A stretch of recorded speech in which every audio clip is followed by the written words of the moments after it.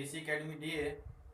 और मैं आज बात करूंगा सिंथेसिस के तीसरे टॉपिक पर, जिसका नाम है by using an infinitive. Okay, मतलब इन्फिनिटिव के प्रयोग करके दो या दो से अधिक दिए हुए सिंपल सेंटेंस को जोड़ करके कैसे एक सिंपल सेंटेंस बनाते हैं। ओके, तो इन्फिनिटिव का मतलब क्या होता है?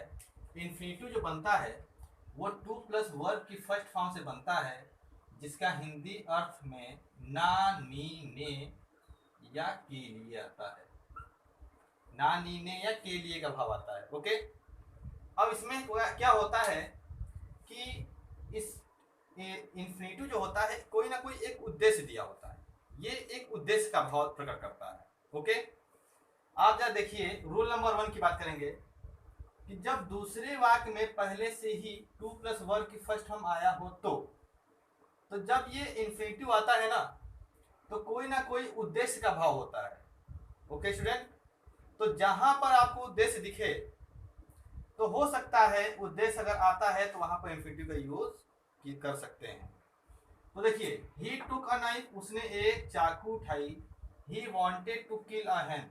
अब बताइए कि उसने चाकू क्यों उठाई?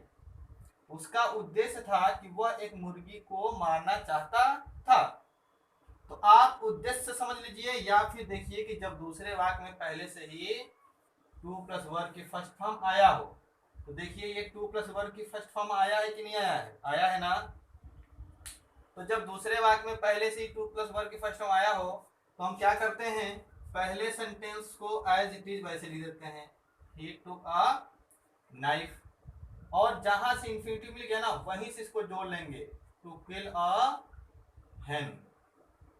तो ये आपका दो सेंटेंस जोड़ करके एक सेंटेंस हो गया, और यहाँ पर टू प्लस वर्ब की फर्स्ट फॉर्म क्या हो गया, इन्फिनिटिव का यूज भी हो गया। और एक बात मैंने जो शुरू में कही थी कि एक फाइनाइट वर्ब रहेगा और दूसरा फाइनाइट वर्ब हटेगा, तो यहाँ से देखिए ये वांटेड हो चुका है खत्म। ओके, और यहाँ से वांटेड खत्म, तो एक फाइनाइट वर्ब खत्म, एक फाइनाइट वर्ब ऐसे ही है। जब दूसरे वाक्य में कोई मॉडल वर्ब, अब मॉडल वर्ब का मतलब ये होता है will, shall, can, could, may, might, ये जितने भी होते हैं ये मॉडल वर्ब आते हैं। तो जब दूसरे वाक्य में कोई मॉडल वर्ब, अब मॉडल वर्ब में हम बता देते हैं विल, शैल और जितने भी हैं वो सब आ जाएंगे। आया हो तो भाई आपको पता होना चाहिए मॉडल वर्ब के साथ हमेशा बियर इन्फिनिटिव आता है। बियर इन्फिनिटिव का मतलब ये होता है कि एक इन्फिनिटिव जो होता है वो टू प्लस वर्ब की फर्स्ट फॉर्म होता है, जिसका अर्थ ना, नी, ने होता है, और एक बियर इन्फिनिटिव होता है जिसमें टू नहीं लगा होता है फिर भी उसका अर्थ ना, नी, ने होता है। ओके, तो मॉडल के बाद बियर इन्फिनिटिव का यूज होता है, मतलब विदाउट टू। ओके, तो C has 4 sons, C will educate them properly. तो देखिए यहाँ पर उनके 4 पुत्र हैं, सी माने वे पढ़ाएंगी उनको, प्रॉपरली शिक्षित करेंगी। ओके, तो यहाँ पर क्या करेंगे हम कि यहाँ पर टू नहीं है, ये आपका बेयर इन्फिनिटिव है, ये आपका बेयर इन्फिनिटिव है। तो आपको वही रूल अप्लाई करना है कि पहले सेंटेंस को लिखना है she has 4 sons to educate them properly. Okay students, तो इस तरीके से ये रूल नंबर 2 हो गया। अब देखिए क्या होता है कि ये सेंटेंस एक पैसिव, अभी तो ये एक्टिव वॉइस में सेंटेंस था, हो सकता है ये सेंटेंस पैसिव वॉइस में हो। तो पैसिव वॉइस में जब करेंगे तब क्या होता है, ये देखते हैं रूल नंबर 3 की तरफ। रूल नंबर 3 को जरा आप कायदे समझिएगा।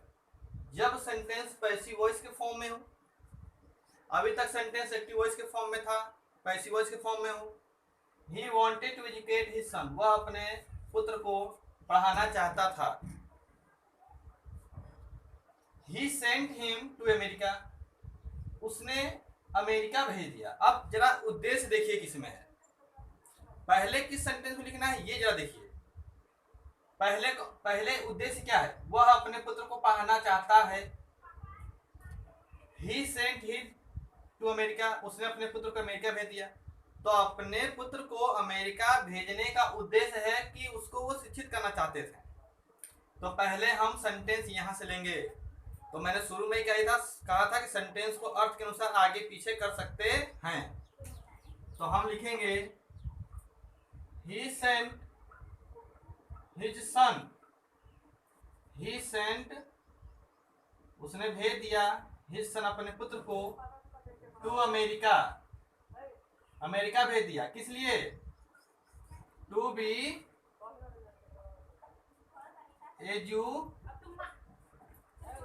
एजुकेटेड। ओके स्टूडेंट्स, तो ये स्टूडेंट्स बन गया, ये बन गया सेंटेंस आपका, he sent his son to America to be educated. तो ये सेंटेंस पैसिव वॉइस में बना हुआ है आपका यहाँ से यहाँ तक, टू बी एजुकेटेड, तो टू के साथ बी प्लस वर्ब की थर्ड फॉर्म। ओके, तो इस तरीके से ये तीन रूल के साथ आपका जो है बाय यूजिंग इन्फिनेटिव का नियम खत्म हो जाता है। ओके, अब इसमें आपका जो है इन्फिनेटिव, जो आपको एडवर्ब टू के बारे में मैंने बताया था, use and removal of adverb too, उसका भी एक दो नियम है, लेकिन उसको जानने की यहाँ पे जरूरत नहीं है। ओके स्टूडेंट, तो इस तरीके से आपका ये तीन रूल जो मोस्ट इंपॉर्टेंट था वो समाप्त होता है। तो आइए इन्फिनेटिव के द्वारा दो या दो से अधिक सिंपल सेंटेंस को जोड़ करके सिंपल सेंटेंस बनाने के कुछ एग्जांपल्स भी कर लेते हैं। ठीक, ये कुछ सेंटेंस है जिनको करके हम उसको उस रूल को अप्लाई करते हैं इसमें। तो आइए देखते हैं कुछ एग्जांपल्स हो गए। ठीक है, फर्स्ट एग्जांपल है give me your book I want to read it. Give me, मुझे दीजिए अपनी किताब, मैं उसे पढ़ना चाहता हूं। तो मुझे पढ़ना चाहता हूं, ये उद्देश्य है, मांग रहे हो उसकी किताब, उद्देश्य इसमें दिख रहा है। तो क्या करेंगे, हम लिख देंगे इसका give me your book to read it, बन जाएगा ये sentence. Give me your book to read it, यही तो सेंटेंस बनेगा इसका। बताइए, give me your book to read it, मुझे अपनी किताब दीजिए पढ़ने के लिए। ओके, फिर बात करेंगे दूसरे सेंटेंस की। Sita was very dull, Sita बहुत ही डल थी, नीरस थी। She could not pass this year, वह इस साल पास नहीं हो सकती थी।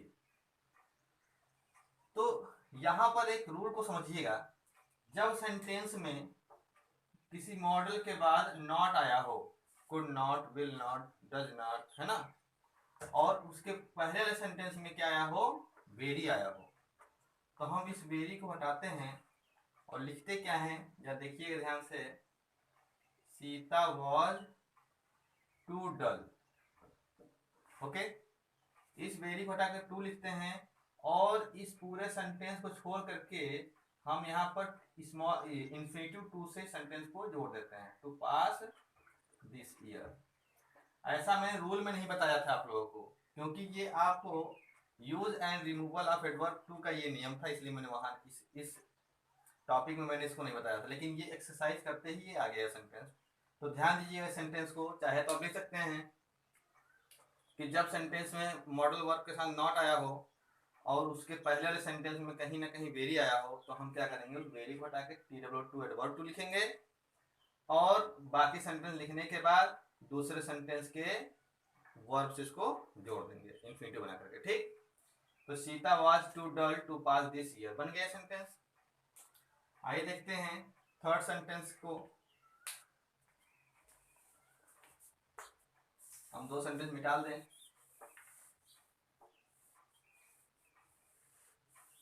देखिए third sentence, I need a pen, मुझे एक पेन की आवश्यकता है। I want to write a letter, अब मुझे पेन की आवश्यकता क्यों है, क्योंकि मुझे पत्र लिखना है, तो हम करेंगे I need a pen to write a letter. समझ में आया आपको, समझ में आ रहा है? तो आप इसको भी नोट कर सकते हैं, मैं डाल दे रहा हूं। फिर देखिए fourth sentence, she will go to Lucknow, वह लखनऊ जाएगी। She wants to meet her brother, वह अपने भाई से मिलना चाहती है। तो लखनऊ क्यों जाएगी, अपने भाई से मिलने के लिए। ओके, तो पहले हम ये लिखेंगे she will go to Lucknow to meet her brother. Okay students, ये सेंटेंस बन चुका है। तो देखिए हम पहले उस सेंटेंस में लिखते हैं जिसमें उद्देश्य नहीं होता है, और उद्देश्य वाले सेंटेंस को बाद में लिखते हैं, ठीक।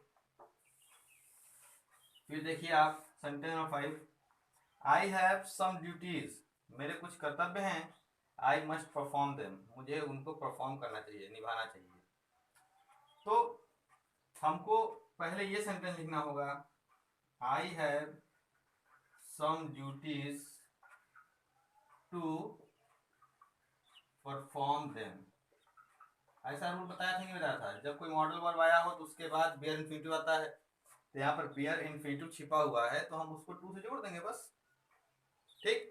ऐसे ही सारे एग्जांपल्स इसके जो हैं आपको कर लेना है, ठीक। ओके स्टूडेंट्स, तो उम्मीद करता हूँ कि आपको ये वीडियो अच्छी लगी होगी। अगर वीडियो आपको समझ में आई तो लाइक कीजिए, नए हैं तो सब्सक्राइब कीजिए और अपने दोस्तों को शेयर कीजिए। Okay students, thanks for watching.